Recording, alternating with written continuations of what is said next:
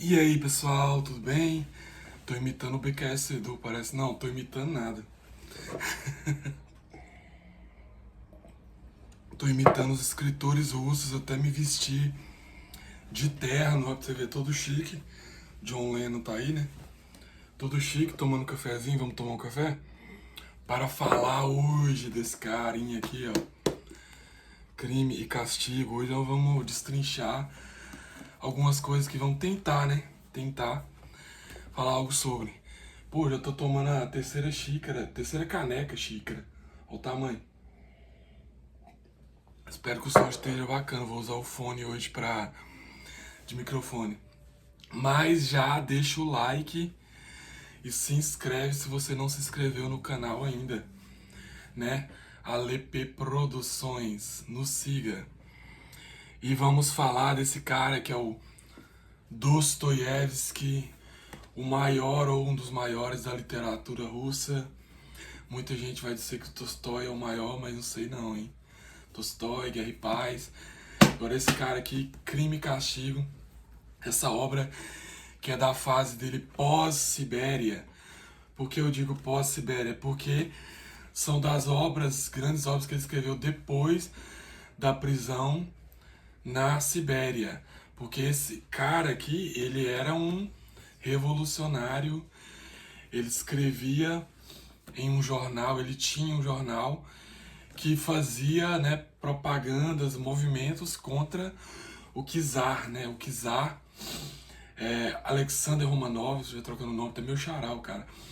Sabe o czarismo, sabe aquele poder que controlou a Rússia uns 300 anos antes da Revolução? O povo sofria pra caramba. Pois é, e esse cara era contra esse povo, acabou sendo preso, quase quase recebeu pena de morte, mas foi comutado, né, passou para prisão na Sibéria. Na prisão na Sibéria teve muito contato com pessoas, ouviu histórias, né, conheceu gente e isso moldou assim as obras a seguir, né? Dos Dostoiévski, influenciou ainda mais no pensamento dele, né, em relação a grandes temas como os que são discutidos aqui em Crime e Castigo. Crime e Castigo é uma obra que ela vai trazer um personagem que ele vai ter muito do Dostoiévski, muito de coisas da vida dele, de questionamentos que ele passou. E esse personagem é o Raskolnikov, que eu até falei no outro vídeo, né, que eu ia comentar sobre. O Raskolnikov é um cara estudioso, intelectual, né, que tinha algumas perspectivas de mundo, mas ele estava sujeito a uma situação muito complicada, principalmente que no momento em questão aqui da obra, né, ele tinha mudado para São Petersburgo, ele não estava numa situação fácil, ele é professor, mas não estava conseguindo trabalhar direito, mas é o contexto geral, né, ali da Rússia, né, naquela época. Ele vivia numa pensão de uma senhora maldosa, uma senhora tipo ruim, até que era dona da pensão e ele não conseguia pagar direito os trem e passando aperto e na visão dele ele achava completamente injusto, né, uma pessoa igual ele, né, que é um cara que ele se considerava bom, né, uma pessoa, né, e tal, e vivendo ali naquela situação, enquanto uma pessoa ruim estava ali oprimindo, né, e esse cara ele vai fazer, né, que é o crime, que é o do crime e castigo, ele vai fazer algo que é o grande motor da história aqui, que ele vai cometer, né, o assassinato, nem sei se eu posso falar a palavra, né, assassinato da senhorinha do prédio, porque ele acha assim, que não, eu vou matar essa pessoa que é ruim, mas eu vou pegar um dinheiro dela para ajudar minha família, ajudar outras pessoas, porque ele tem uma tese de que pessoas superiores, pessoas boas, podem eliminar pessoas ruins e usar aquilo para melhorar o mundo. Tipo, entra aquele debate que existe até hoje, que tem gente que acha que é assim, tem pessoas más, então pessoas más podem ser eliminadas para tornar o mundo melhor. Mas é aí que vai vir as consequências, porque automaticamente depois que ele cometeu o crime, né, e sem querer ele vai acabar matando também uma sobrinha, uma moça, né, que vai surgir na situação e vai ter que acabar matando ela também e, né, executando, e ele vai, a partir dali ele vai viver uma tormenta, que é o castigo.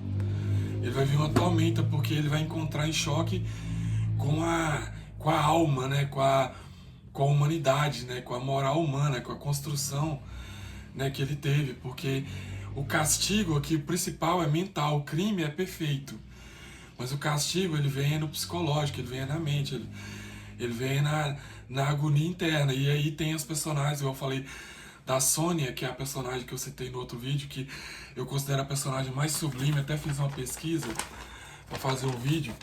A personagem mais sublime, que a Sônia é uma moça lá que, né, ela tem a família e tal, e ela é meio que prostituta para tentar ganhar dinheiro para sustentar a família dela, que tá passando fome, também passando aperto, naquela situação ali. Vocês têm que entender, gente, que é o contexto, esse contexto de São Petersburgo, aquele lúgubre, se eu falei a palavra certa, aquelas tabernas, sabe, aquela fumaça, que a sujeira danada do mundo tava lascado, que a administração péssima do czarismo. Muita gente esquece de falar disso, que o contexto social político que tava ali é essencial pra você entender o sofrimento e o que leva aos debates.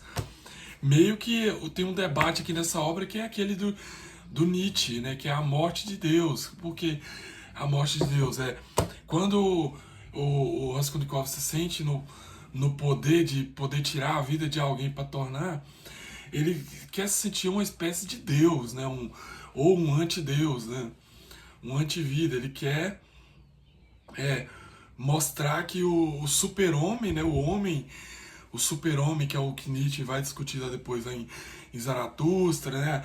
A questão do super-homem, que era o homem que se liberta das prisões morais e aí dos medos, e aí ele consegue se tornar o super, né? Ele consegue evoluir, não se arrepender da sua vida, né? Aquela grande pergunta, se você tivesse que repetir sua vida, você ia se arrepender das escolhas que você fez? Então, e essas escolhas são influenciadas pela moral, por essa coisa que inibe a gente de ir atrás do desejo, do que inflama a gente. Mas e aí?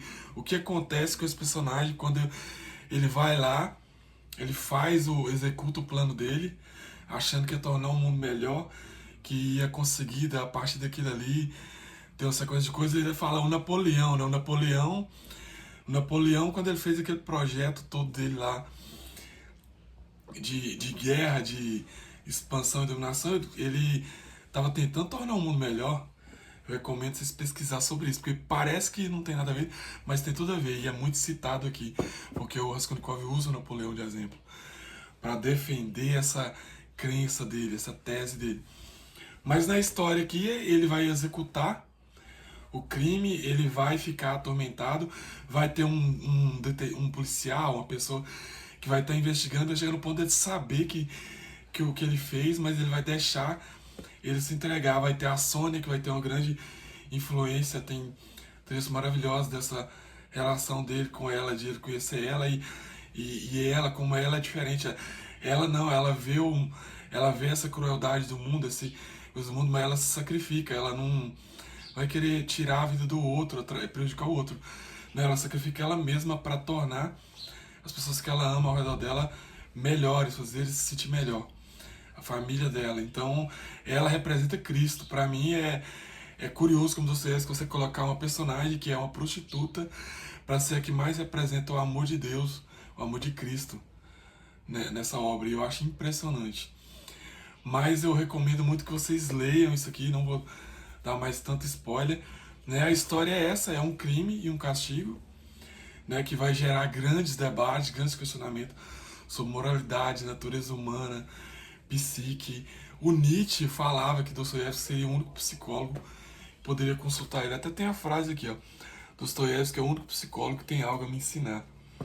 E depois, no próximo vídeo, se vocês quiserem, eu vou fazer sobre mais obras de Dostoiévski. Talvez a gente volta para o passado, falar das obras dele antes da Sibéria. E tem as obras depois também, que é as principais, né? Que é Crime e Castigo, Os Demônios de São Petersburgo, Os Irmãos Karamazov, né? Também tem aquela O Idiota também, né? Tem muitas obras boas pra gente falar. É muito, muito legal e dá pra gente debater muitos temas. Perguntem aí mais questões que vocês queiram refletir sobre e dê sua opinião. Muito obrigado a quem assistiu aqui. Bebam café e leiam clássicos maravilhosos. Muito obrigado.